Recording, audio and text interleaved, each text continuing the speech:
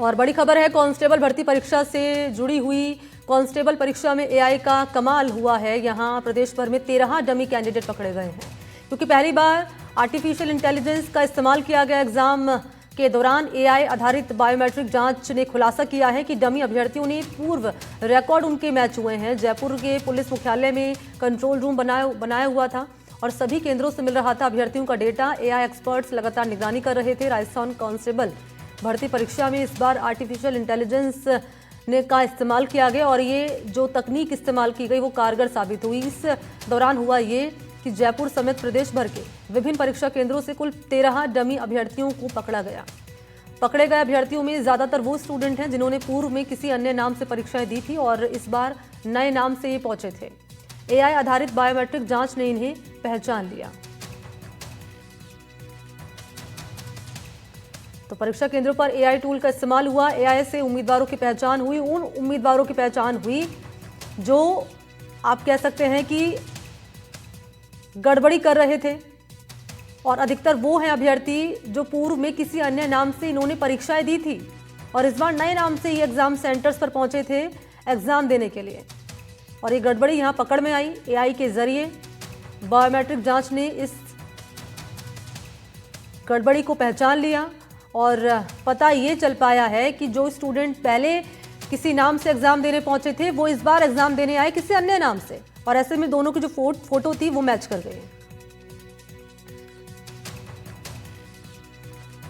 और सहयोगी इस वक्त आपको दो नजर आ रहे हैं मौके, यहाँ पर हमारे साथ जुड़ चुके हैं। दीपक चावला हैं और अरुण हर्ष आपको नजर आ रहे हैं। पहले दीपक, मैं आपके पास आ रही हूँ। एआई टेक्निक का इस बार इस्तेमाल किया गया और इस बार हमने देखा है कि 13 डमी अभ्यर्थी पकड़े गए हैं और आपके साथ एक अधिकारी की भी मौजूदगी है। जरा और जानिए कि क्या डिटेल मिल रही है।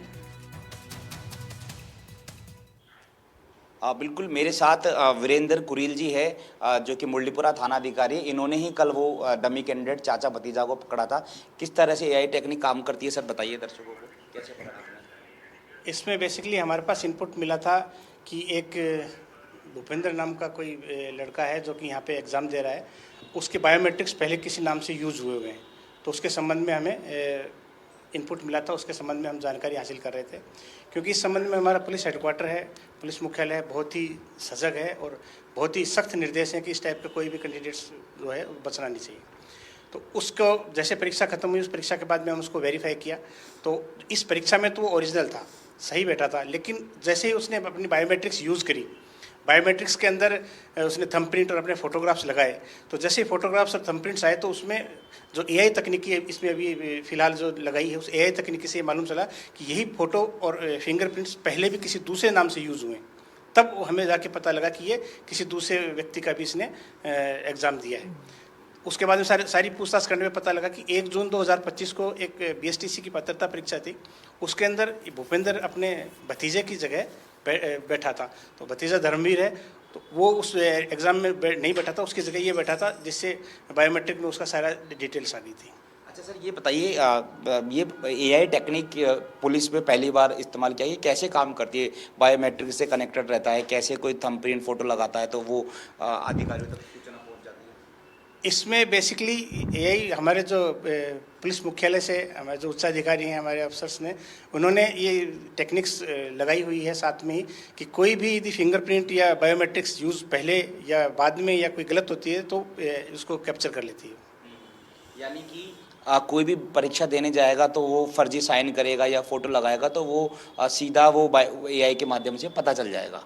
बिल्कुल बिल्कुल, ये सब ऑनलाइन होती है, तो जो भी बायोमेट्रिक्स किसी दूसरे के नाम से यदि यूज़ हुई है तो उसका पता लग जाता है नई चीज़। अच्छा, और इस बार ये भी बताइए कि कैमरे भी लगे थे, पुलिसकर्मी भी सख्त रहे। सर, इस बार कितनी सख्ती रहेगी? आपने बहुत परीक्षा करवाई है, लेकिन इस परीक्षा में क्या खास था?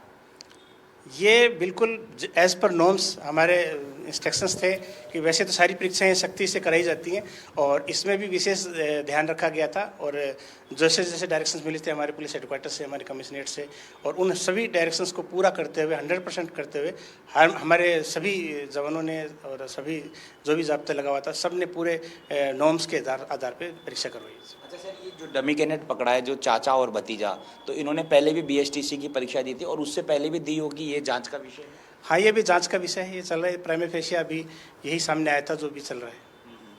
अच्छा जी सर, एक बात, एक आखिरी सवाल ये बताइए, तो फिर अब आरोपी से पूछताछ की जाएगी क्या? और भी भर्ती परीक्षा में ये जो चाचा है, जो भूपेंद्र जिसका नाम है, इंटेलिजेंट भी हो सकता है, तो इससे पूछताछ में हो सकता है? ये सब अनुसंधान का विषय है। इसमें अनुसंधान हमने ये, क्योंकि जो पहले जो जिसने एग्ज़ाम दिया था वो एग्ज़ाम झोटवाड़ा इलाके में था, तो हमने यहाँ से 0 नंबर FIR काट के वहाँ झोटवाड़ा भिजवाई। और भी कोई परीक्षा कांस्टेबल में और दी इससे पहले?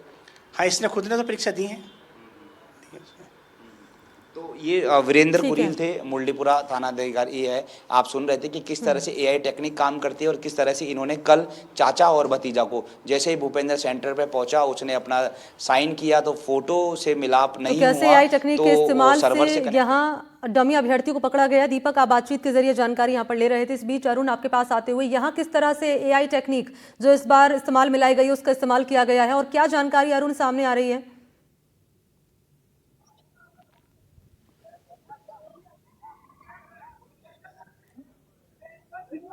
अरुण,